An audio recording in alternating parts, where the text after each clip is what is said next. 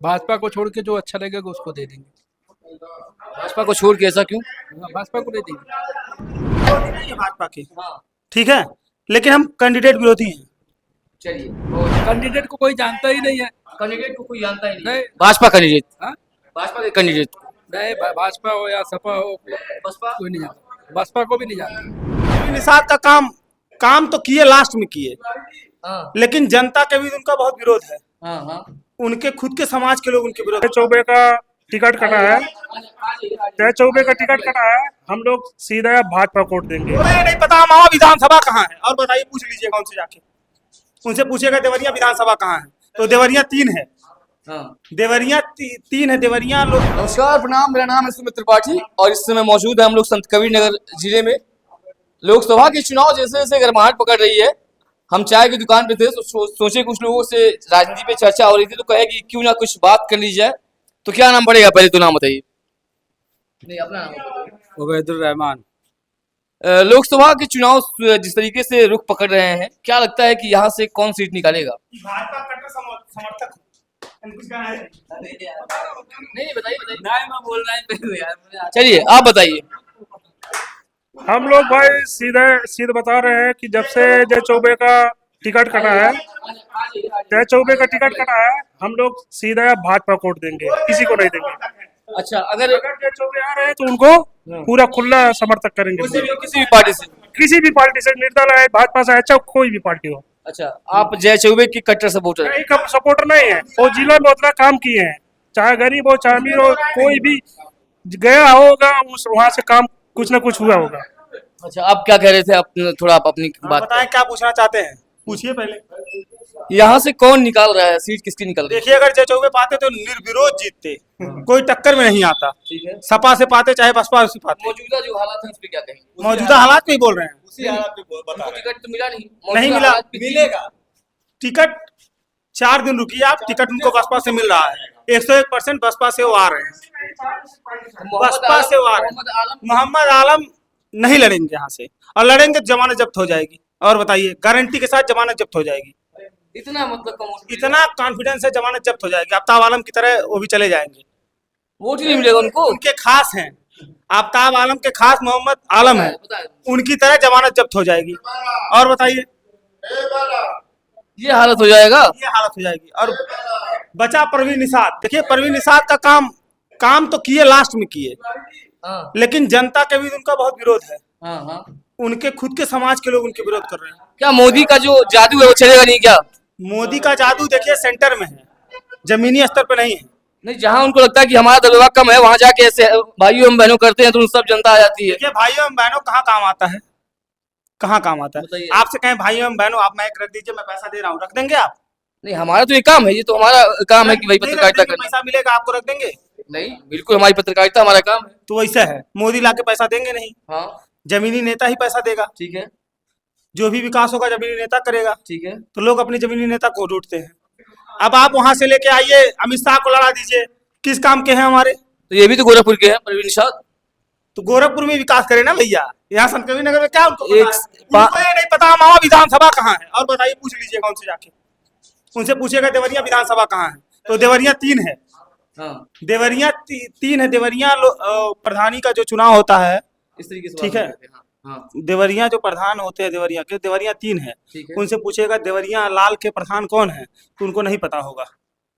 आप एक विधायक चुनते हैं, उनको पता होता है हमारे क्षेत्र में कौन क्या है, ठीक है। ठीक है, उनको नहीं पता होगा। चलिए, थोड़ा और लोग उससे ले लेते हैं राय। विरोधी नहीं है भाजपा के। हाँ, ठीक है, लेकिन हम कैंडिडेट विरोधी हैं। चलिए, बहुत बढ़िया। क्या नाम पड़ेगा, आप बताइए। जौहर रहमान। क्या कहेंगे लोकसभा के चुनाव को लेकर, जिस तरीके से माहौल है, क्या कहना चाहेंगे? माहौल क्या, माहौल खराब है, और क्या रहेगा। कैंडिडेट को कोई जानता ही नहीं है। कैंडिडेट को कोई जानता ही नहीं। भाजपा कैंडिडेट, हाँ? भाजपा के कैंडिडेट। नहीं, भाजपा हो या सपा हो, बसपा कोई नहीं जानता। बसपा को भी नहीं जानता। तीनों ऐसा होना चाहिए जो मतलब पब्लिक के बीच में रहता है और पब्लिक उसको जानती हो। हाँ, कैंडिडेट ऐसा चाहिए। अच्छा, और जय चौबे मतलब पूरे अपना समझ लो जिले में फेमस है। मतलब तीनों कैंडिडेट ऐसे हैं जिनको कोई नहीं जानता है। अगर पूछेंगे जय चौबे के बारे में, वो तो उनको बता देंगे। और इन तीनों कैंडिडेट को कोई नहीं जानता है। पप्पू निषाद को मैं तो अभी टिकट पाया तभी मेरे को पता चला, पप्पू निषाद को। सिर्फ नाम जानता हूँ, अभी देखा भी नहीं हूँ उसको। चुनाव में प्रचार नहीं चल रहा है क्या उन लोग? क्या मालूम, मैं तो देखा ही नहीं। तो आपका समर्थन किसको रहेगा अगर लोकसभा के चुनाव में, क्योंकि वोट मैंडेटरी होता है, आपका वोट आपका अधिकार है, तो आप किसको वोट करेंगे? अभी तो देखो, अभी कैंडिडेट ऐसा कोई दिख नहीं रहा है। भाजपा को छोड़ के जो अच्छा लगेगा उसको दे देंगे। भाजपा को छोड़ के ऐसा क्यों? हाँ, भाजपा को नहीं देंगे। इंडिविजुअली मतलब आपकी विचारधारा भाजपा के प्रति है जो आपको लगता है कि नहीं देना चाहिए? एक अभी कौन है ये प्रेजेंट टाइम में विधायक कौन है? अंकुश तिवारी। कभी नजर ही नहीं आते हैं। अंकुश तिवारी। अच्छा, तो सांसद जी का चुनाव हो रहा है। कोई भी चुनाव हो, भाजपा का नेता रहेगा, चाहे सांसद हो या विधायक हो, हाँ। जीतने के बाद तो आएगा नहीं। अच्छा, तो हाँ? दूसरी पार्टी का अगर जीतेगा तो नजर आएगा, आपको लगता है ऐसा? अरे नहीं, जैसे जो पब्लिक में रहता है कोई भी, मतलब अभी जैसे हुआ ना नेता, पब्लिक में जो रहेगा ना वो आएगा जाएगा। तो इस बार भी भाजपा से बाहर का है, मेहदावल के हैं पप्पू उर्फ लक्ष्मीकांत, और बसपा से हैं मोहम्मद भाजपा को हमारे अखिलेश भैया है ना, जिता देंगे। मोहम्मद आलम। भाजपा से नहीं, बसपा से है ना। हाँ। देखें अगर सही लगेगा तो दे देंगे। हाँ, अगर कोई समाजवादी का सही नेता आया, चाहे चौपे को मिला तो उनको दे देंगे, नहीं तो बाकी किसी को देने लायक है नहीं। चलिए, थोड़ा जो भी आपको क्या मतलब जो भी आपकी राय हो, कोई मतलब ऐसा नहीं है, आपकी विचारधारा क्या लगती है इस बार? हमारे लिए तीनों प्रत्याशी वर्तमान में जो है, हमको सारे अच्छे प्रत्याशी अच्छे हैं, उनकी भागी जाने।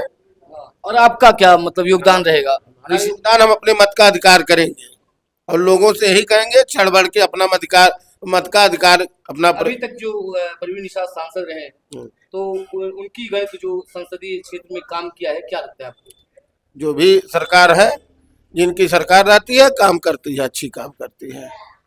और नाराजगी बड़ा है कि काम नहीं हुआ है, और हम नहीं- महंगाई बहुत है, ये 10 सालों में तेल, पेट्रोल, गैस।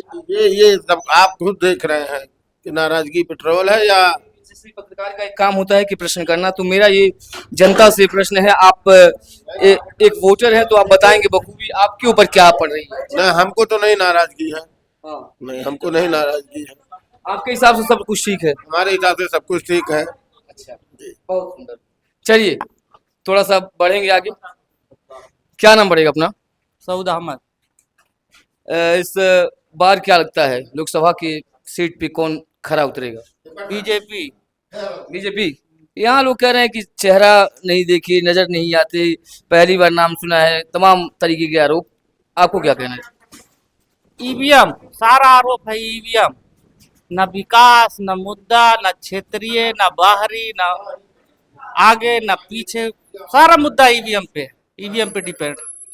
आजकल वीवीपैट की पर्चियां बाहर निकल रही है, जबरदस्ती वोट मारा जा रहा है, सारा मुद्दा ईवीएम पे है। तो बैलेट वाला करवाना चाहते हैं क्या कि बैलेट पेपर से हो? बैलेट एक चरण में चुनाव हो, तुरंत काउंटिंग हो, जैसे और देशों में होता है। तुरंत काउंटिंग वोट पड़ता रहे, काउंटिंग हो, जैसे अमेरिका में। ईवीएम का जो रूल लाई वो तो कांग्रेस ही लाई थी।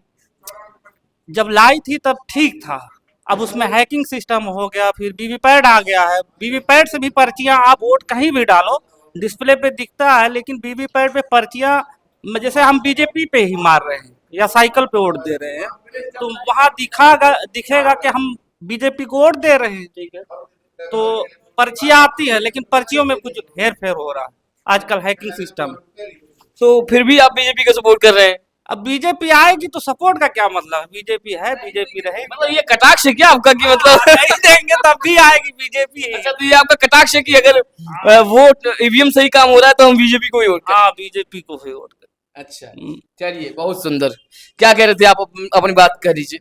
नहीं, आप कुछ कह रहे थे। आप वो बोल रहा कांग्रेस का, जब बोल रहे थे कि मतलब तब भी ईवीएम आया था। कांग्रेस जब आया था तो टेक्नोलॉजी इतनी अच्छी नहीं थी, सिर्फ ईवीएम आया था। अभी टेक्नोलॉजी कहाँ से कहाँ चली गई है।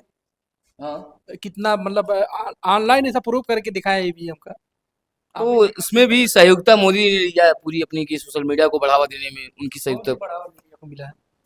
सहयोगिता जो सोशल मीडिया को, जब बीजेपी की सरकार आई तभी 4G भी आया। उस वही तो बोल रहा हूँ कि मतलब उनके मतलब इधर जैसे ईवीएम वो लेके आए हैं। अभी टेक्नोलॉजी बहुत आगे हो गई है। अभी मतलब उसमें क्या बोलते हैं अपना ईवीएम में छेड़छाड़ करने का कितना वीडियो देखेंगे, देखें कि नहीं देखें? नहीं, वीडियो तो नहीं देखे हैं, लेकिन लोग विपक्ष दिल्ली की विधानसभा में ईवीएम का वीडियो दिखाया गया। दिल्ली की विधानसभा में एमएलए सौरभ भारद्वाज, नाम सुने हैं कि नहीं सौरभ भारद्वाज का? उन्होंने हैक करके दिखाया कि ऐसे हैक होता। ये ना अगर बीजेपी को ऐतरा मतलब उसको बीजेपी को लगता है कि मैं जीत ही जाऊंगा, ठीक है, अगर लोग पब्लिक हो या नेता हो कोई भी, अगर ईवीएम को दिक्कत मतलब हो रही है तो उसको हटा देना चाहिए ना। जीत तो वैसे भी रही है ना वो, तो हटा जंतर पे धरना दे रहे हैं लोग ईवीएम के लिए, हटाने के लिए। 400 पार का जो मोदी जी का नारा है, इतने गाजे बाजे के साथ आए थे जब, तब 330 तक आए थे। इतने गाजे बाजे, जैसे एमपी हो गया पूरा क्लीन स्वीप था, राजस्थान हो गया क्लीन स्वीप, और फिर गुजरात हो गया clean sweep, Maharashtra clean sweep. तो गाजे बाजे के साथ आए तब 330 आए, और अब की बार 400 पार कैसे बोल रहे हैं, ये नहीं समझ में आ रहा। ये तो जनता बताएगी ना कि जनता क्या बताएगी? नहीं, 400 पार किस आधार पे वो कह रहे हैं? वो तो इनकी एडवर्टाइजिंग है। एडवर्टाइजिंग है, मतलब फेक है सब एडवर्टाइजिंग उनकी। अभी तो यहाँ चुनाव हुआ है, क्या नाम है, तेलंगाना में, वहां 80 पार आ रहे थे, 80 पार आ रहे थे ना तेलंगाना में, 80 पार, वहां 30 पे अटक गए। तो लगता है 400 पार वाला वही नारा रहेगा इनका। वो तो जनता बताएगी, समय के हिसाब से जनता क्या कहती है। आप बता दीजिए जरा, आप कैमरे के पीछे बहुत बोल रहे थे, लेकिन अब समय आया तो आप तो हमारे यादव जी से संपर्क कर लीजिए। क्या कह रहे हैं? रुकिए रुकिए रुकिए, उनकी तरफ मत, क्या कहते थे? अरे ठीक है, रहने दे। बस रखे ना तुम लोग साथ में हो तो रखे, वही परेशानी हमारी है जो आपकी नहीं, है। बस इतना आप बताइए कि क्या लगता है इस बार लोकसभा के चुनाव में कौन निकले, बस इतना बहुत सारा। अब क्या बताएं भाई, ऐसे कौन जीतेगा? अभी तो आप इतना सारी जो गणित बता रहे थे कि ऐसे होगा वैसे होगा कैसे होगा। देखो, अपना प्रत्याशी नहीं आया तो अपने कुछ नहीं बोल सकते। आपका प्रत्याशी कौन है? जय जय। अपना सपना नहीं, आप मतलब नाम है अगर प्रत्याशी का, लोग जानते हैं तो वोट भी देंगे, जिसको नहीं जानते हैं तो उसको क्या वोट देंगे। और एक चीज और, जैसे लक्ष्मीकांत पप्पू निषाद जो प्रत्याशी है, लोकल है, लोकल और बाहरी का एक मुद्दा बनाया जा रहा है संत कबीर नगर लोकसभा में। हो सकता है बन भी जाए, ऐसा कोई जरूरी नहीं है कि मतलब बीजेपी ही जीते, पप्पू निषाद भी जीत सकते हैं, क्योंकि निषाद उसे निषाद की लड़ाई है यहाँ। क्या क्या जाति भी मायने रखती है चुनाव में? जो पीछे का सरनेम है, जो टाइटल है, वो क्या वो मायने रखता है? यूपी का चुनाव ही जातिगत पे होता है, उत्तर प्रदेश में कोई भी इलेक्शन हो। और धर्म धर्म धर्म पहले, धर्म, जात, राम मंदिर, मस्जिद, ये मुद्दा बनाया जाता है। आजकल मोदी जी बोल ही रहे हैं, देख रहे हो, आचार संहिता का उल्लंघन उड़ा रहे हैं, कोई पकड़ने वाला है नहीं। अगर विपक्ष का कोई बोल दे तो शायद वो जेल में ही। क्या इलेक्शन कमीशन को भी खरीद लिया है क्या? इलेक्शन कमीशन बिक चुका है, खरीद नहीं लिया, बिक चुका है, उनकी मुट्ठी में, कोई कार्रवाई नहीं हो रही। अभी एक पत्रकार है कुर्बान अली, आप पता नहीं नाम सुने हैं या नहीं सुने हैं, बीबीसी में काम करते हैं, उन्होंने FIR दर्ज कराई है दिल्ली में। अभी देखो उस पर कार्रवाई होती है या नहीं। चलिए, बहुत बढ़िया। तो यहाँ हम आए थे एक राय लेने के लिए कि आपको क्या लगता है लोकसभा चुनाव में किसकी सरकार या फिर यहाँ से उम्मीदवार कौन जीत सकता है संत कबीर नगर सीट से। बाकी आपकी क्या राय है, अपनी राय कमेंट माध्यम में लिखिए। मेरा नाम है सुमित त्रिपाठी, देखते रहिए खबर पर। धन्यवाद।